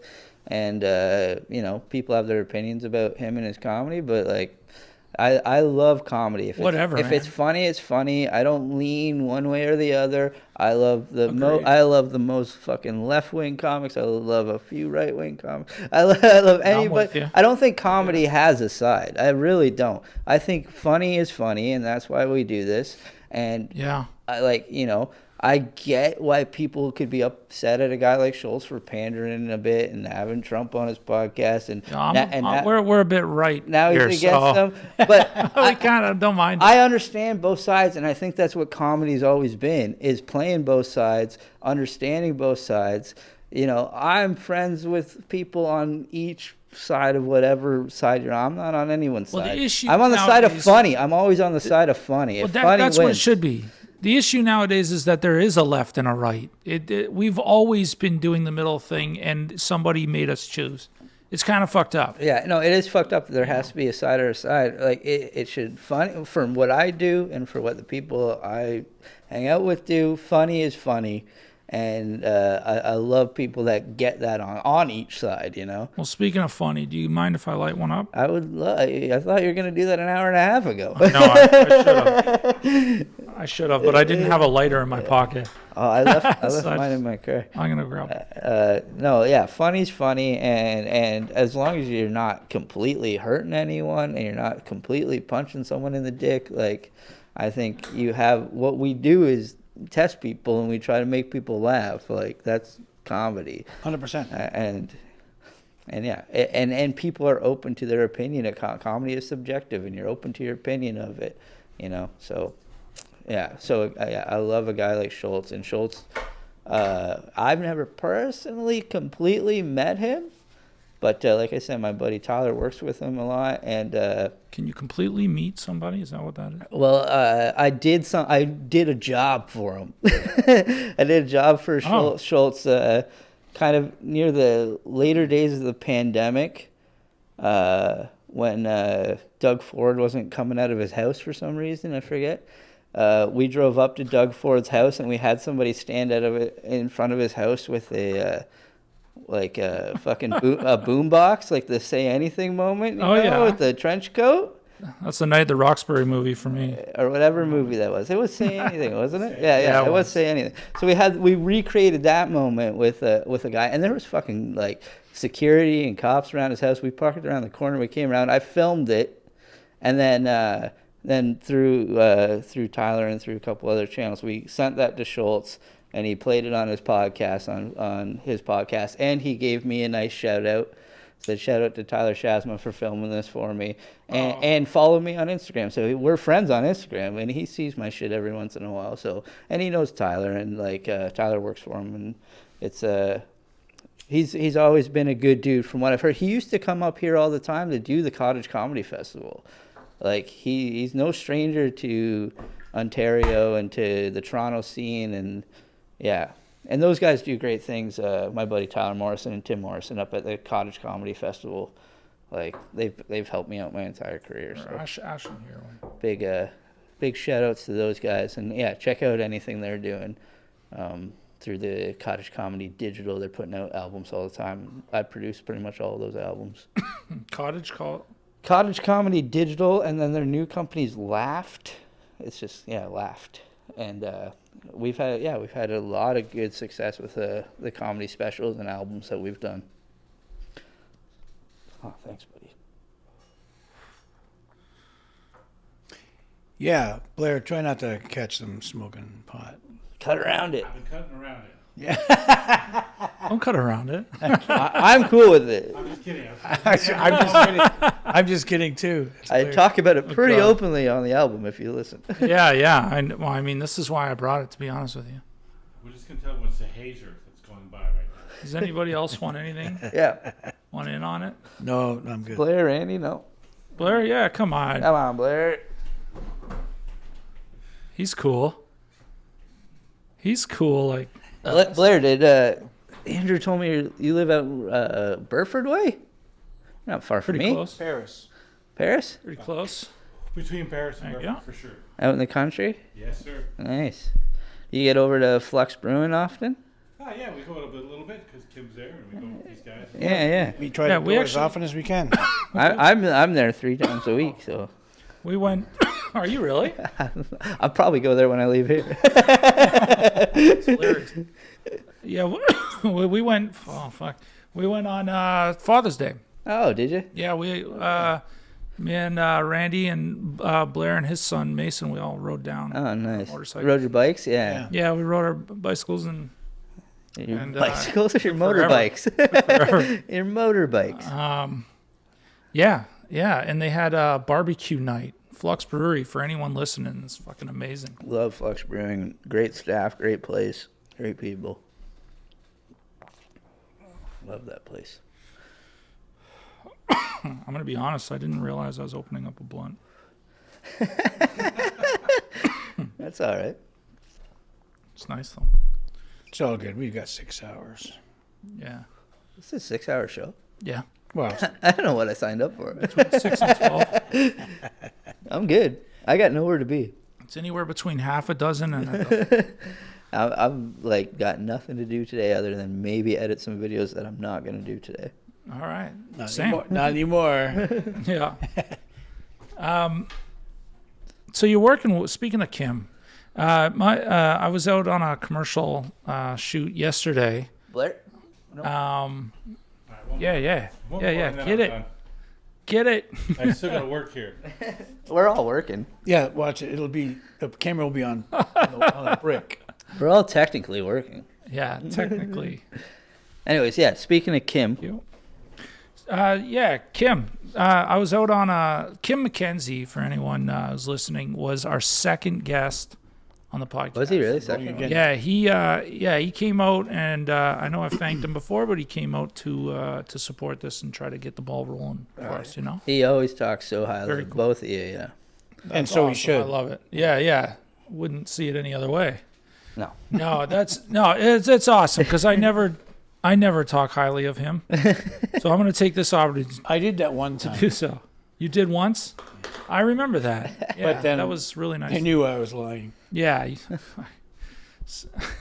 So I was on a commercial shoot yesterday, but I was on a survey last week, a location survey, and I saw Kim's picture come up on their iPad. And they were going through all the cast list, and I was like, "Oh my God, there's my buddy. That's my buddy." I said, "Oh my God, do you know him through film and all that?" And I kind of told this story about how Randy met Kim at a restaurant, yada yada yada. But I happened to be wearing his Smooth Comedy shirt at that time too. I opened up my my hoodie and I was like, "This is his comedy show." And I was, oh my God! And then when I got home, I texted Kim and said, "I'm on an Advil spot that you're on." I don't know if I should have said that. I don't know. Advil doesn't matter. No, Advil's not good. It's true. Doesn't yeah, it's true. It doesn't matter. But Kim, but he said, "Oh, it's I can't wait to meet the director," and I was like, "Why? Who cares? Who's the director?" Well, is the guy who plays Kip in Napoleon Dynamite. Yeah. Aaron, I forget his name. Yeah, the guy who plays Kip in Napoleon Dynamite, directing Advil commercials now. And apparently he never wanted to be an actor. He was just, he kind of fell into that role. I think his buddy was a producer or directed the movie. And then I fell into that Kip role, but he really just wanted to be a director. So he lives somewhere, I think he said somewhere in Oregon or Portland or something, and then Oh, really? now he's direct. Yeah, Kim told me the same story the other day. He's a really nice guy. He sounds like Kip. It's all the Did he direct the spot you were on yesterday? Yep. Yeah. Yeah. Yeah, I didn't say anything about Napoleon Dynamite, but Yeah. Did you do this? What were Should've. What were you doing on the spot? How much action. stunt work was there in this Advil commercial? Give that away. Yeah, that's. Oh, the you don't part- have to give that That's away. the part that I should keep. That's it. I'm just saying. Yeah. I'm just picturing an Advil commercial where there's like explosions going on and people getting hit in the head. And You pretty much have it. Yeah, there was a lot. There was- why am I not directing Advil much commercials? Yeah. There you go. But anyway, Kim, you work with Kim pretty directly. I work all with the Kim time. a lot. I see him a couple times a week. Would be pressed to say he's one of my best friends, good friends. It's different than what he said. He's got balls of steel, this guy, talking like that. Yeah, big, well. big balls. But no, Kim's a great dude, and getting to know him and working with him because we've written together a bunch now, and I've directed him in a couple things, which is fun.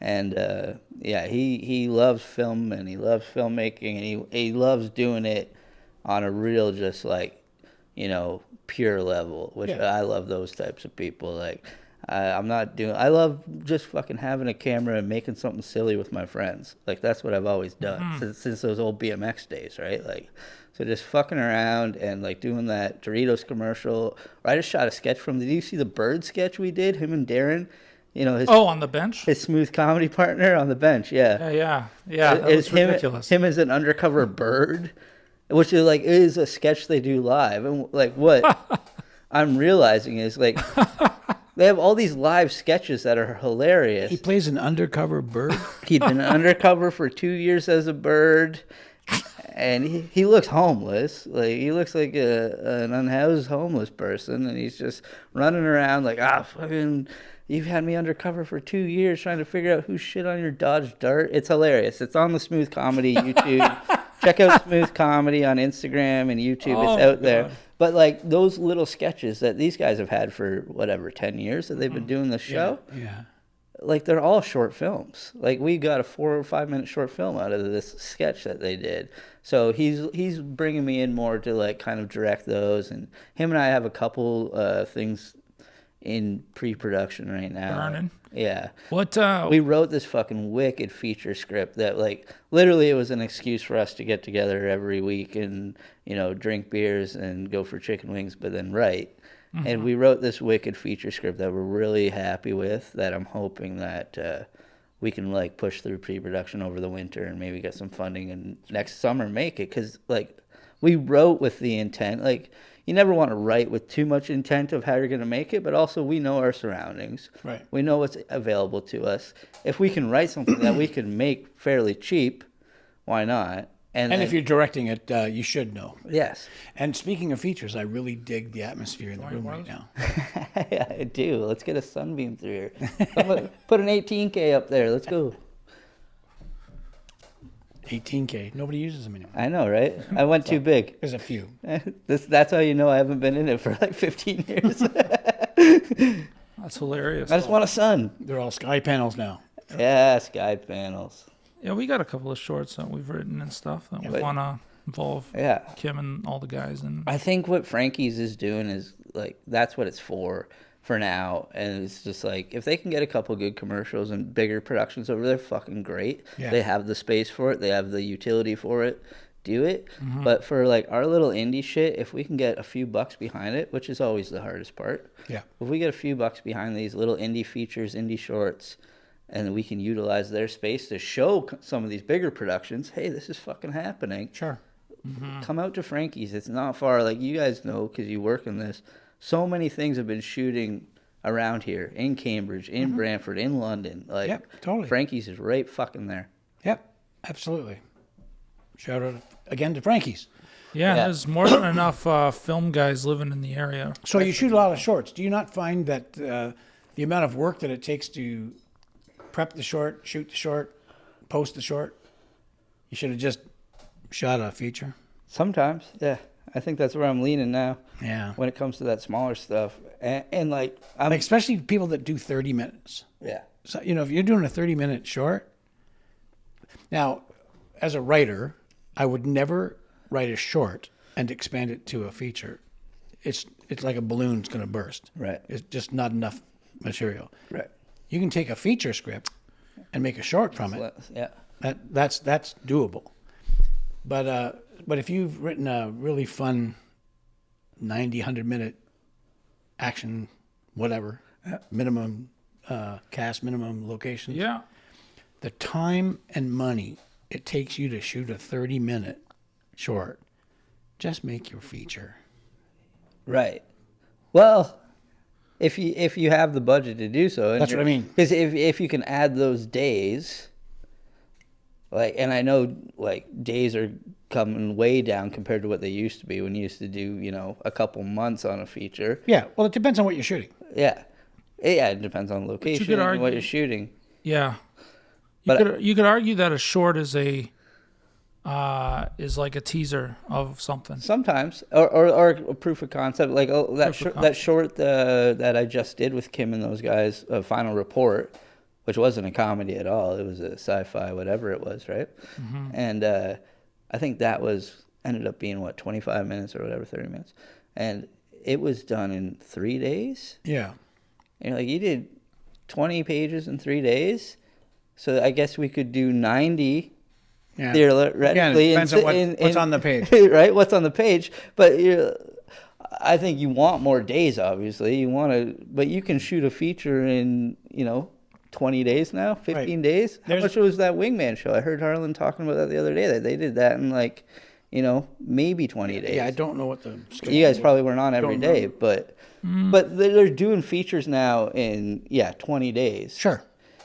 If you're doing A lot of people do it, 12 and 14 days. And having said that too, Harlan's movie was his passion project. He had to kind of raise that. Yeah, I heard him talking about it the other day. It wasn't like it was just a pitch to a studio and somebody said, "Yeah, let's shoot it." We were talking about comedies earlier.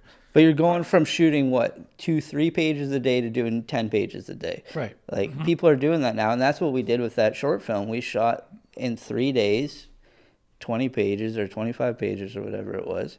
And I guess to go back to your original point, why not do a feature then? Add 10 more days. Yeah.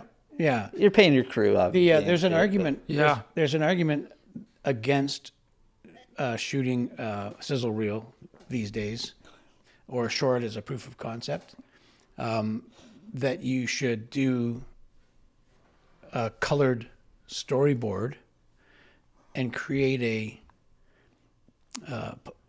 graphic novel of sorts out of it and put it on the internet and see what your social scores come out at. Sure. And the number of people. Oh wow. That's what is being invested in now. Not yours. You can make a proof of concept and it still doesn't tell you who's going to come out and watch this. Exactly. Yeah. But if you can build an audience on social, they're going to invest in that. Yeah, and a lot of these production companies and stuff, and whatever streamers or things, they don't like to see too much too. I learned that early on because we had a great proof of concept, and we shot a pilot, and we wrote 6 episodes, and we had it so hashed out that when we started pitching that thing around, they're like, "No, there's no room to breathe here." Yeah. Like I think they want input. That's why everyone said no, was because there's no room to breathe. Like you guys already did everything. You wrote 6 episodes and you shot a whole pilot because we could, and we had the means to do so, and we had the actors and we knew what we wanted. But yeah, there's no input at that point. So if you were just to do your storyboards and have a proof of concept or like a writing packet and your couple scripts and idea for story and shit, Right. then they can input to it. But at that point, you were looking for funding. Yeah, we're like, we're done. Just give us the fucking. At that point, we didn't understand quite how the industry worked either. It was just like, we have this idea, give us a bunch of money, and we already got figured out how we're gonna do it. Right. Where then you learn how to like talk to different producers and move things around. Yeah, that's interesting. So I don't know. I don't know what to do now on this indie level where like the shit that Kim and we're writing really good shit and we're bringing other writers in and stuff. But then that ultimately comes down to like, how do you find the fucking funding, and how much input do they get, and there's less and less and less every year. yeah. Especially for comedy, nobody wants to make a comedy. Yeah. Like, Isn't that a It's shame? sad. it's not. The comedy was huge when we were growing up in the '90s, like early '90s, Yeah. even into the early 2000s a little bit, when you had like They did just make The Naked Gun again. and I heard it's really good. I've not seen yet. it, but does it have the same? I have no idea. It's Mel Brooks. And the director Oh, is Kiva from The Lonely Island, which I think is a good pick. Like, he's directed great comedy. He was SNL for years. Andy Samberg's buddy, Akiva, Yeah. he directed it, and I think he's such a comedy nerd that he would do like justice to the original franchise. So hopefully, I've heard good things. I heard Liam Neeson played it. I have a hard time picturing Liam Neeson playing that. But he played it Yeah. like he played it straight, which is gonna make it funnier. Like if he's not playing it as this. But so did Leslie Nielsen. Yeah, that's what Leslie Nielsen. Leslie Nielsen completely played it straight. Exactly. I think that's what you need to do for that. Well, he needs to Yeah. have good comedic timing. Yeah. I mean, there's something to be said about Leslie Nielsen's Yeah. timing. I've worked with both guys, and I'd put my money on Leslie Nielsen any day. Of course. Like, okay. Oh my God. Who knows? Maybe there's a reason for it. What did know? you What did you work on with Leslie Nielsen? Which film? Due South. Due South. TV series. The TV show. Yeah. Yeah. Nice. That's funny. Yeah. He was hilarious. Yeah, man. Yeah. God bless him. Yeah. Well, Tyler, is there anything that, as we tie up the podcast, is there anything that you would like to push? Anything that you would like to tell the audience?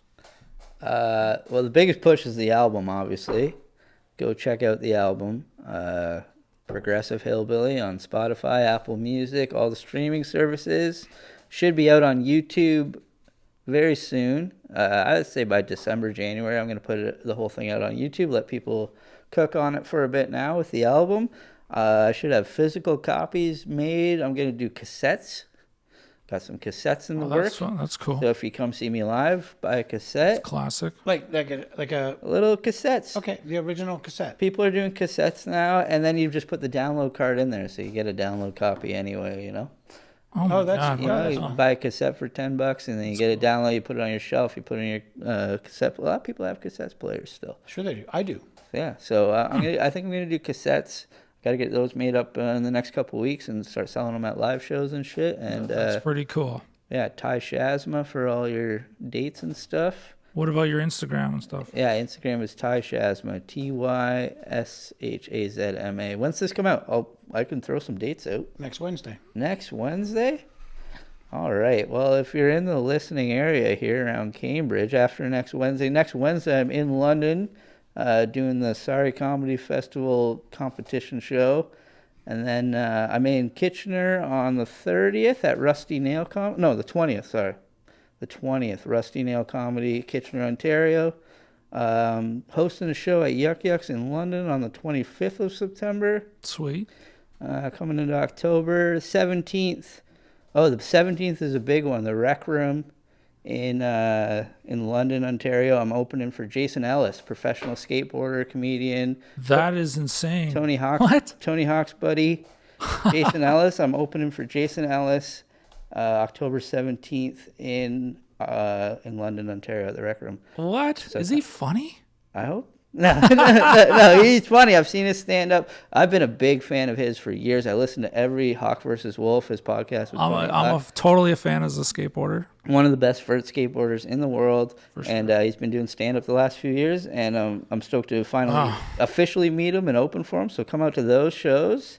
That's 2 shows on the 17th in October. Jason Ellis, and then I'm in Belleville on the 18th.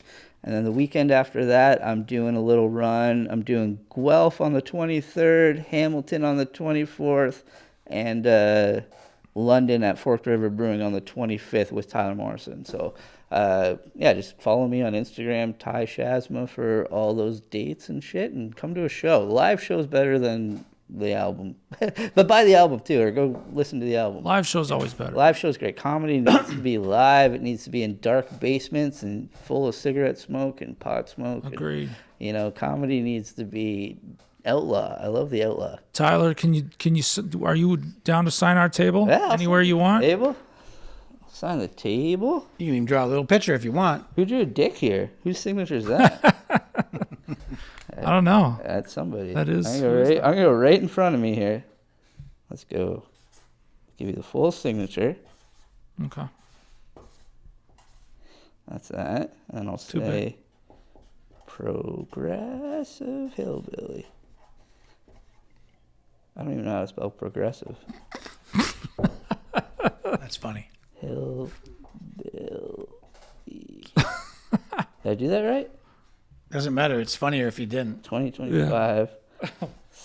I'm just going to write a whole Actually, note. that's way too big, and you spelled a few things wrong. Yep, that's how that goes. There we go. Stay rad. All right, man. Wicked. Yo, thanks for coming out. Yeah, Tyler, thank you, brother. Appreciate it. Both of you, all of you, Blair, thanks for bringing me out. Happy to be here. Oh, it's awesome, man. This was great. This was hilarious. Yo, thanks, man. we're And coming thanks out- for being Yeah. my first joint on camera. Was that the first joint on camera? Yes, sir. Serious. Cheers, guys. Thank you. Cheers.